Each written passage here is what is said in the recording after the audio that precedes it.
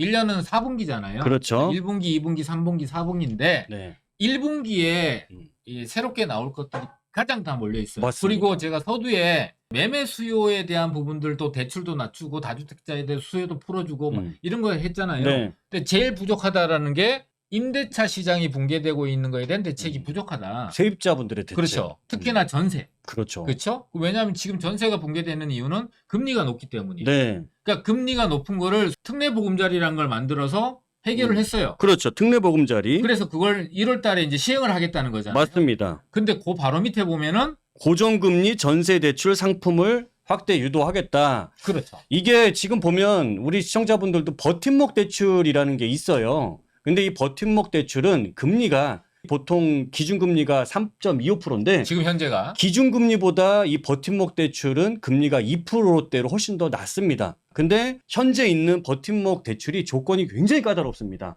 우리 이전에 보면 위에 특례 보금자리론 지금 요거 했던 거 이거 조건이 굉장히 까다롭거든요. 네네. 이거를 다 풀었죠. 여기에 대한 소득 수준이라든지 그렇죠. 네네. 그다음에 너 집 가격이라든지 이런 거 다 풀었던 거랑 마찬가지로 이런 전세자금 대출도 내년 상반기에는 이제 특례 전세자금 대출 상품이 나오게 될 거예요. 그러니까 이게 나와야 네. 실질적으로 시장이 연착륙하는데 가장 큰 영향을 주고 이게 연결돼서 금매를 내놔야 되는 상황이 되시는 분들이 맞습니다. 줄어들게 되고 그 금매가 사라져야 네. 지금 현재 건설사가 보도나면은 그거에 대한 하청업체들 네. 싹 다 길바닥에 나앉는 상황이 돼요. 맞습니다. 지금 이렇게 추운 겨울날에. 아니 그러니까 지금 현재 가장 문제는 세입자분들 자체가 일단 뭐 월세 자체가 굉장히 많이 올라간 상황이고 네네. 전세는 또 엄두도 못 내죠. 오히려 대출 이자가 많이 나가다 보니까. 그렇죠. 그러니까 굉장히 지금 세입자 그 분들도 현재 주거 상황이 굉장히 안 좋은 거예요. 근데 이게 이런 특례 전세 대출 같은 게 나와줘야 이런 세입자가 안정이 되고 결과적으로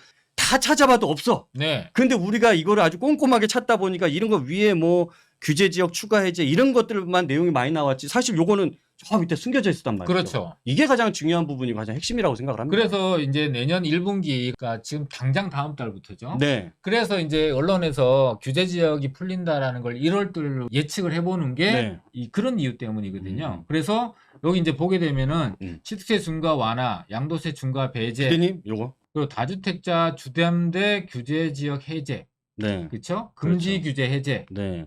그다음에 LTV 30% 이런 것들이 나오고 그렇죠. 네 번째가 보면 이제 규제 지역 추가 해제가 나오는 거예요. 네. 그래서 이게 1분기에 예정이 되어 있는 정책이니까 네. 빠르면 1월 달에 나온다. 그러니까 1분기가 1월 달부터 시작을 네. 하니까 네. 그렇게 해서 지금 언론에서 1월이라고 이제 예측을 이제 쏟아내고 있는 네. 거거든요. 근데 제가 볼 때는 이제 현실적으로는 2월 정도에 풀릴 가능성이 높다. 그것도 제가 지난달인가요? 지난달에 영상을 올릴 때도 2월 달에 추가 해제된다. 알겠습니다.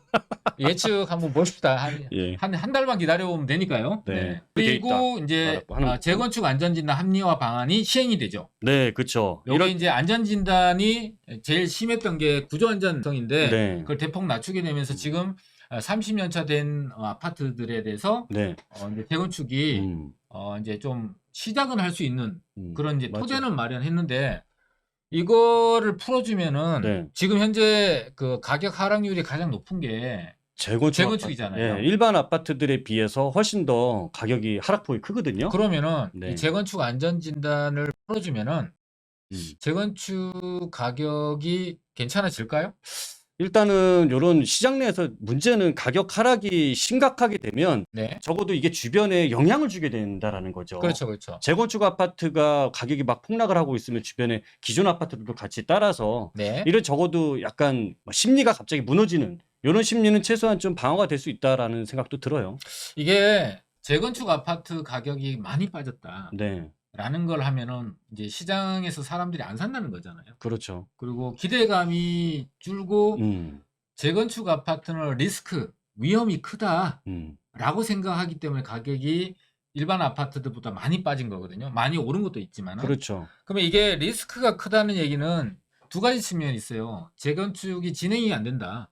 안전진단 문턱을 못 놓는다. 네, 이 두 가지 중에 하나는 지금 이걸로 해결이 된 해결이 거죠. 된 거고. 근데 또 한 가지의 가장 큰 문제가 뭐냐면은 둔촌주공 아파트가 분양이 성공했다고 그래요, 실패했다고 그래요. 애매하죠. 그렇죠. 예. 그러니까 다 팔릴 건데 예. 일단 저는 다 팔린다고 봐요. 예, 그렇죠. 근데 이 대장주로서의 어떤 그 시장에 미치는 영향이 크다 보니까 이게 완판 1순위에서 완판 이게 나와줘야 시장의 분위기가 분양은 좀 이렇게 괜찮은 아파트들은 괜찮겠구나 라고 생각하는데 이 둔촌중공 아파트가 이렇게 맥을 못 추다 보니까 분양이 잘 안 될 것 같다라는 그렇죠. 두려움이 되게 큰 거예요. 특히나 재건축을 외곽 해도, 지역 같은 경우는 분양을 했을 때. 그렇죠. 네. 그 외곽 지역 같은 경우가 분양이 잘 안 될 것 같다라는 네. 그 리스크가 되게 있죠. 불안감이 큰 네, 거예요. 그렇죠. 그 팔리지 않으면은 그 안 팔린 미분양을 조합원들이 다 떠안아야 되거든요. 그러니까 추가 부담금, 2차 추가 부담금 뭐 이런 것도 내야 되니까 그래서 결과적으로 뭐가 되냐면은 우리 시청자분들 입장에서는 재건축 아파트가 지금 안전진단이 통과되면은 출발할 수 있겠지. 그럼 떨어졌던 가격이 상승할 수 있겠지. 이렇게 단순하게 생각하기보다는 조금 더 지켜보면서 이제 맞아요. 매수 타이밍을 잡는 게 더 좋지 않을까. 제 개인적인 의견은 그렇습니다. 그렇죠. 이런 재건축이 되더라도 일단 분양성이 높아야 되는 얘기를 지금 해주신 거잖아요. 네네. 이번에 둔촌주공 분양하고 나서 네. 그다음 마포도 클래시라고 해서 마포 쪽에 그렇죠. 도심에서 인접해 있는 지역에서 분양이 나왔고 마포면은 네. 그 3도 심해 중간에 있고 여의도 바로 건너편이니까 입지가 너무 좋죠. 그렇죠. 근데 입지가 좋은데 둔촌주공보다 분양 가격이 비쌌어. 그렇죠. 근데 분양이 더 잘 됐어. 네. 결국 이 얘기는 분양 가격은 조금 더 비싸더라도 저는 그 입지 여건이라든지 확실히 분양성이 좋은 지역들이다라고 한다면 그렇죠. 이런 지역들은 사실 재건축이 되더라도 잘 될 수 있는 지역들인 거고 167대 1인가 154대 1인가 나왔죠. 154대 1 나왔죠. 가격이 착하거나 분양성이 있을 만한 요건들을 잘 갖추고 있는 것들은 지금도 괜찮은데 맞습니다. 우리 시청자분들은 주변에서 그 아파트 주변에서 일어나는 청약하게 되면 경쟁률들 네네. 경쟁률 높아지는 거 보고서 확인하고 들어가셔도 저는 늦지 않을 것 같아요. 네네. 자, 2분기, 3분기, 4분기가 대책들이 확 줄어요. 맞아요. 그러니까 1, 4분기 1월부터 3월까지 그냥 몽창 쏟아냅니다. 근데 그때가 네. 거의 이제 금리도 어차피 그때까지는 오를 거다라고 예상을 하잖아요. 그렇죠. 대부분. 시장이 더 악화될 거다. 그렇죠. 그러니까 그때를 확실하게 어떻게 좀 막아보겠다라는 방어하겠다. 방어하겠다. 하락을 방어하겠다. 그러니까 그때 의지가 왕창 확 보이는 거죠. 왕창 쏟아내는 것 같아요. 네. 그 2, 4분기 때는 뭐 특별한 거 없네요. 여기 4, 5, 6월 달이죠. 네, 4월, 6월 달 같은 경우 이때 매입 임대사업자 대상 세제 인센티브 복원을 하겠다.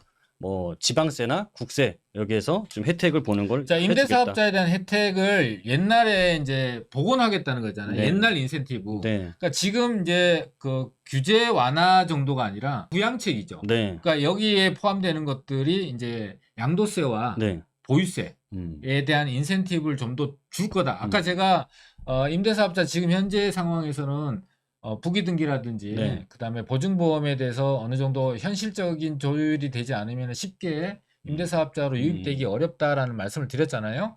근데 그렇죠. 거기에다가 좀 더 인센티브를 주겠다라고 하고 있는 게 4, 5, 6월 달. 네. 4, 5, 6월 달 안에 기재부에서 내놓겠다 하는 거고. 이제 3, 4분기 때를 보게 되니까 분양 및 주택 입주권 단기 양도세율을 이제 20년 수준으로 돌리겠다. 그러니까 지금 70% 60%에 있는 단기 양도세율을 45%로 이때 낮추겠다라는 겁니다. 이게 분양권을 네. 풀겠다는 거예요. 그렇죠. 이게 이제 우리가 옛날에 IMF 때 네. 경기가 막 우리나라가 부도나는 상황까지 내몰렸잖아요. 네. 그러니까 부도나는 상황에서 경기를 살려야 돼. 부작용이 예상되더라도 경기를 살려야 된다 해서 풀었던 게 첫 단추가 이 분양권 전매를 아무 제한 없이 풀었어요. 제한 없이. 그래서 제한 없이 풀다 보니까 부작용도 컸는데 컸죠. 어쨌든 살려놨잖아. 예. 그래서 아무 제한 없이 풀지는 않고 1년이라는 제한을 둔 거예요. 그러니까 1년 이후에 파는 거, 1년 정도만 지나면은 지금 현재 1년 안에는 70%, 네. 2년 안에는 60%. 60%라는 양도세를 내야 되는데 네. 그거를 1년 안에는 45%, 2년 안에는 일반 세율로 확 풀어버린 거 아니에요. 네. 그러니까 분양권을 갖고 있는 사람들은 1년이 지나서는 자유롭게 거래를 할 수 있도록 팔겠다. 시장에서 돌게 하겠다. 그래서 네. 이제 시장이 하락하는 걸 막겠다. 요거 분위기를 얘기거든요. 살리겠다. 네. 그래서 요거는 예전처럼 부작용을 크게 예상되는 게 아니라 1년이란 제한을 두고 한 거기 때문에 좀 합리적으로 잘 풀었다고 생각이 됩니다. 그다음에 부담금 부과 기준 변경 이건 제초안 얘기를 하는 것 같고 그렇죠. 제초안 부분도 이때 제도 개선 방안을 마련을 하겠다. 6, 7, 8월 달에. 그러니까 재건축에 관련된 부분이 또 나올 수 있다라고 보시면 될 것 같아요. 그리고 앞서 우리 이제 시청자분들이 가장 많이 거론을 해드렸던 임대차 입법, 네. 임대차 입법에 대한 방향을 내년 연말에 4, 4분기에 나오네요. 협의를 네. 그것도 이제 뭐 정부가 단독으로 이렇게 처리할 수 있는 부분이 아니다 보니까 개선하는 방향으로 지금 이 문제점이 너무 많고 시장을 왜곡시키는 부분이 너무 많다 보니까 이거를 좀 바로 잡겠다. 내년 연말 정도에 예정이 돼 있다. 네, 뭐 24년 이후 공시가격 현실화 계획을 마련을 하겠다. 지금 현재 가격이 많이 빠졌는데 공시가격이 더 높은 그런 경우도 그런 나오니까. 지역들이 많이 이제 속출을 하다 네. 보니까 이게 이제 현실화율 자체를 시세 대비해서 너무 빨리 쫓아가게 되면은 이런 부작용이 나온 걸 이제 경험을 한 거예요. 그렇죠. 그러다 보니까 현실화율 자체를 시세와 연동하는 걸 좀 천천히 쫓아갈 수 있도록 합리화하겠다라는 걸 연말에 내놓겠다. 그러니까 크리스마스 전에 네. 큰 선물을 시장에다가 이제 정부가 준 건데 네. 포장지는 되게 화려한데 안에 알맹이들이 꽉 차 있을 줄 알았는데 좀 빈틈이 많았다. 그거를 내년에 그 빈틈을 꼭꼭꼭 채워주겠다. 이렇게 좀 이해를 하시고 그렇게 된다면 지금 우리 이제 시장에서 시청자분들이 생각하시는 것만큼 내년 시장이 계속적으로 안 좋아지는 게 아니라 좀 멈추는 그런 정도까지의 희망은 기대는 좀 가저씨로 되지 그렇죠. 않을까 저는 개인적으로 생각을 해봅니다.